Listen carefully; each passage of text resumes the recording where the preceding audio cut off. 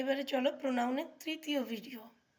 ওখানে আমরা 5টা ভাগ বলেছিলাম প্রোনাউনের। 6 নম্বর লেখো ইনডেফিনিট প্রোনাউন। ইনডেফিনিট প্রোনাউন যেটা দিয়ে অনির্দিষ্ট কোনো ব্যক্তি বস্তুকে বোঝায়। এনিওয়ান এরকম, যেগুলো নির্দিষ্ট নয়। যে কেউ হতে পারে, এনিথিং এরকম। আরও অনেক আছে। তারপর 7 নম্বরে দাও ডিস্ট্রিবিউটিভ প্রোনাউন।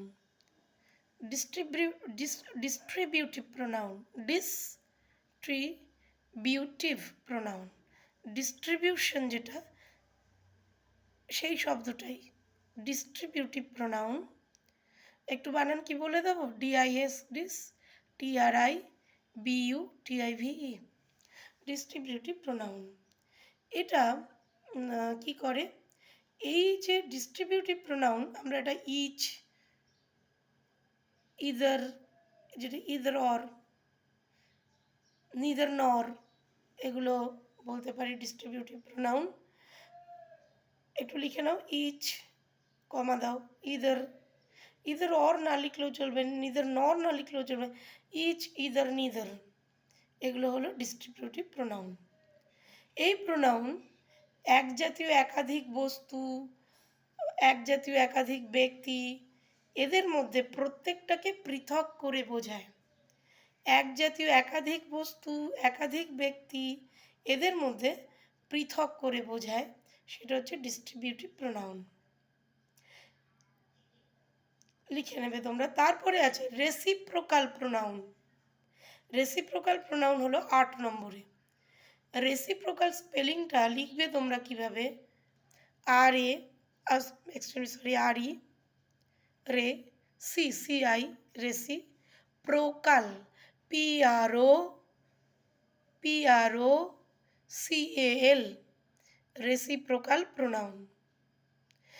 এটা আমরা কি করে করব, ইচ আদার, ওয়ান অ্যানাদার, এগুলো ইচ আদার আমরা তো বলি made for each other, one another, এগুলো রেসিপ্রোকাল প্রোনাউন।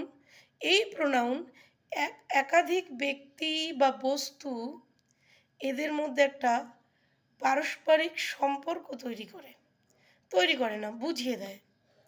এটা কি করে, এই রেসিপ্রোকাল প্রোনাউন একাধিক বস্তু বা একাধিক ব্যক্তি, এদের মধ্যে যে পারস্পরিক সম্পর্ক আছে সেটা বুঝিয়ে দেয়। তারপরে করো number 9 interrogative pronoun. Interrogative pronoun হলো নাম্বার 9-এ।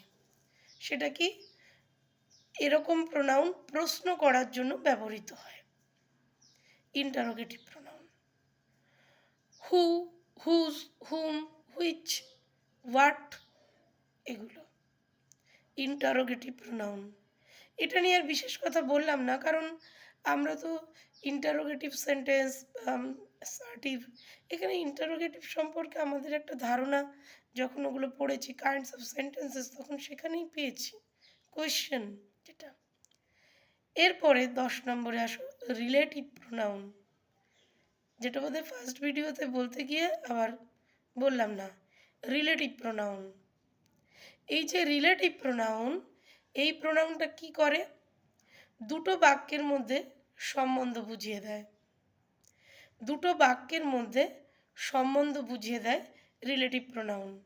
এগুলো হচ্ছে বাক্যের মাঝখানটায় বসে। কী রকমভাবে বললাম, this is the boy who stood first.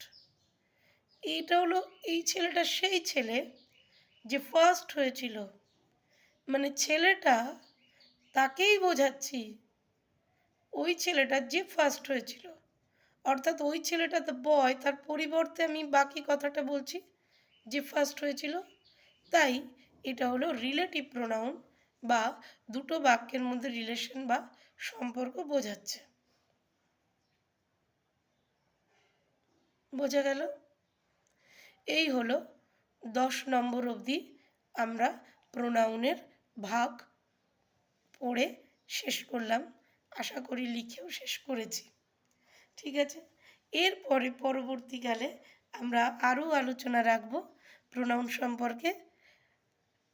সম্ভবত চতুর্থ ভিডিওটায় আমাদের প্রোনাউন মোটামুটি একটা আমরা শেষ করতে পারবো ধারণা নিয়ে। এটা এই প্রসঙ্গে একটা কথা বলি তোমাদেরকে, সেটা হলো আমরা যে এই প্রোনাউনগুলো লিখলাম, জানলাম, এটা শুধু যদি আমরা খাতাতে রেখে দিই তাহলে কিন্তু আমরা কোনো কাজেই লাগাতে পারবো না। আমাদেরকে কী করতে হবে, এই প্রোনাউনগুলোকে আমাদের বাক্যে ব্যবহার করতে হবে। প্রত্যেকটা প্রোনাউন বাক্যে ব্যবহার করতে হবে। এবং এটা ঠিক যে এই ভিডিওতে আমি যেটুকু প্রোনাউন বলতে পেরেছি, সামনাসামনি ক্লাসে তো অনেক কথাই আমরা বলতে পারি, ভিডিও যেটা সেটাতে আর কত কথাই বা বলতে পারি বলো। তো আমরা একটা ধারণা দেওয়ার চেষ্টা করেই ভিডিওগুলো করা।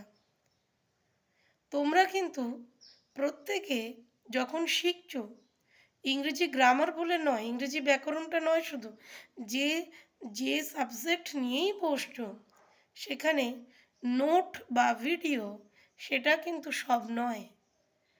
তোমাদেরকে একটা বই নিজের কাছে রাখতে হবে। তোমরা বইটা কিনতে পারো, তোমরা বইটা লাইব্রেরি থেকে ব্যবহার করতে পারো, একটা বই তোমাদের সাথে রাখতে হবে।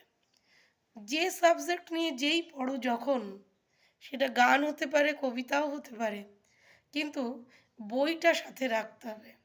একটা বইকে যদি আমরা না পড়ি তাহলে আমাদের কোনো বিষয়ে স্বচ্ছ ধারণা তৈরি হওয়া সম্ভব নয়।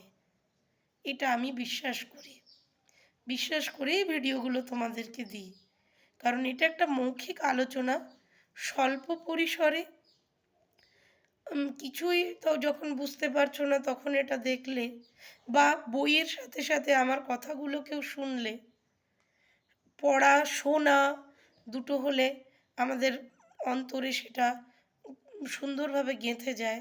কিন্তু এটা কখনোই নয় যে আমরা শুধু শুনবো এভাবে বা নোটসগুলো পড়বো না, আমরা নিজেরা বই পড়বো। এই অভ্যেসটাকে চলে যেতে দেবে না কেউ। ভালো থেকো, পরবর্তী ভিডিওতেও আবার আসছি।